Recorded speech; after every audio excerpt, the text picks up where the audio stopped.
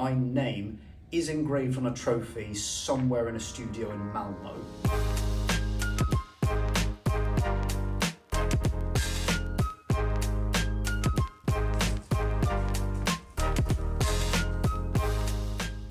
My name is Finn. I'm a UI programmer at d3t.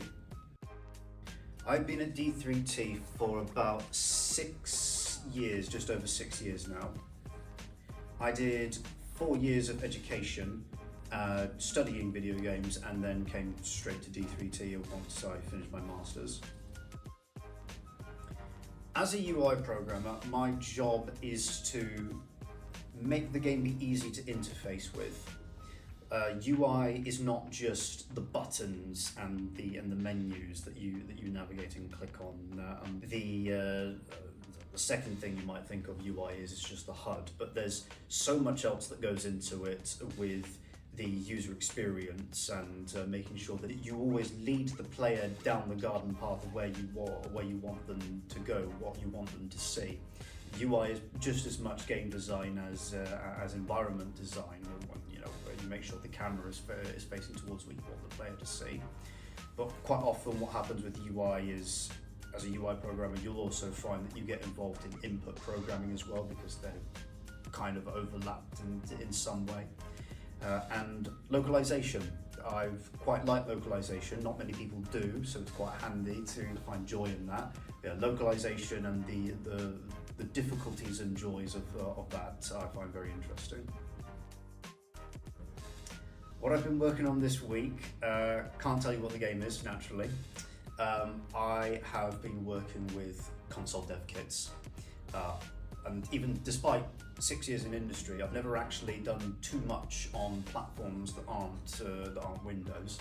That's thankfully changing now. I'm expanding my horizons and learning new things with the Sony and Microsoft console dev kits. So even 6 years in, when you found the specialty that you want, there's always something else that comes along. Do's and don'ts of trying to get into the industry, I would say do debug your own work. It's quite easy to fall into the trap of thinking that once something is broken, it's not worth salvaging and you can discard it and try something new. But the value that you get out of debugging your own work and learning the skills that can't be taught in investigating issues is very, very useful. If you can help it, don't just develop alone. Try, even if it's just with one other person, try learning what it's like to work in a team. Outside of what universities do with the forced team projects, if you can get a project of your own going where you both agree on something and you then practice working together as a team and learn the workflow of what's involved in that, that's very useful. So on one of my previous projects, it was a multiplayer title called Vampire the Masquerade Blood Hunt, and we did regular playtests for that, 20 players at a time to test the servers. And one day they decided that they were going to host a tournament in studio, and they encouraged as many people to sign up as possible. I won one of the tournaments, and so now my name is engraved on a trophy somewhere in a studio in Malmo. I think my favourite project was Blood Hunt, because up until then I'd done Mafia 2, Hogwarts Legacy, and something else I unfortunately can't name. But I was still very much a junior who was still learning the industry and learning how to do his job. But Blood Hunt, which I was on for quite a while, is after my teeth had finally been cut. I was doing the work that I enjoyed, and that's where I discovered my passion for being a UI programmer as well. Making UI programming easier, I would say your APIs have got to be spot on. That's an application programming interface, of course.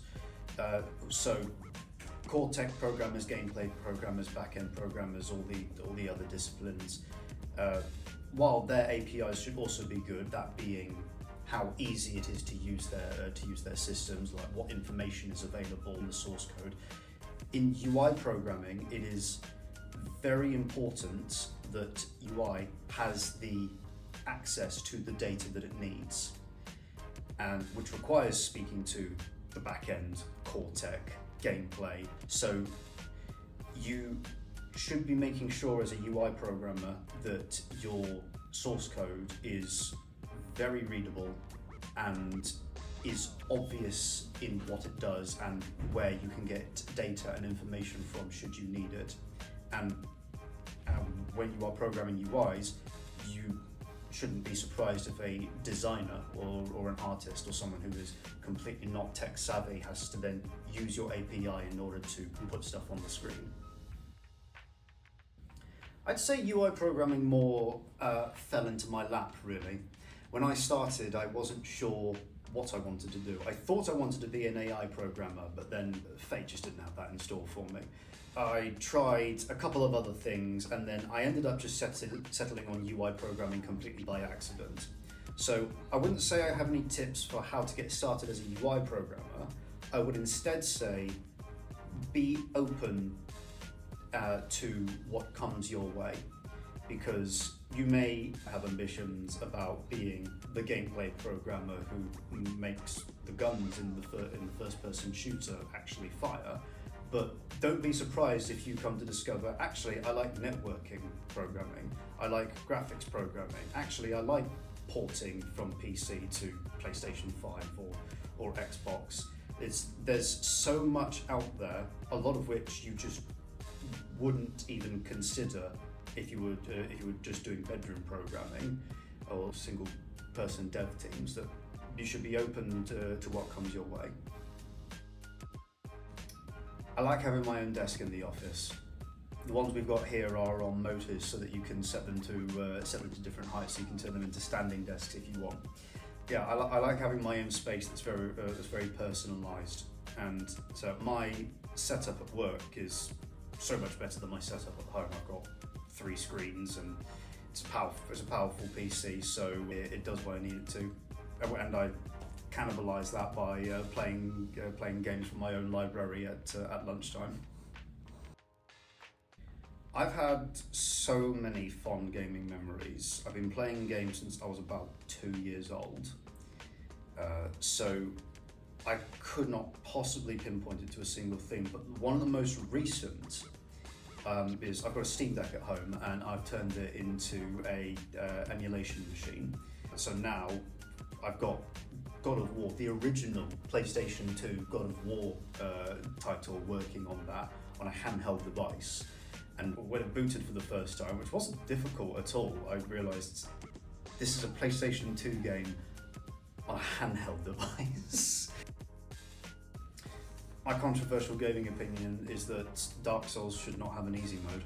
It doesn't have an easy mode, but whenever a new major installment in like the Dark Souls franchise comes out, there's discourse gets reignited over whether or not it should have an easy mode or not to be more accessible, but I maintain that it should stay as is. Thanks for having me, this has been fun.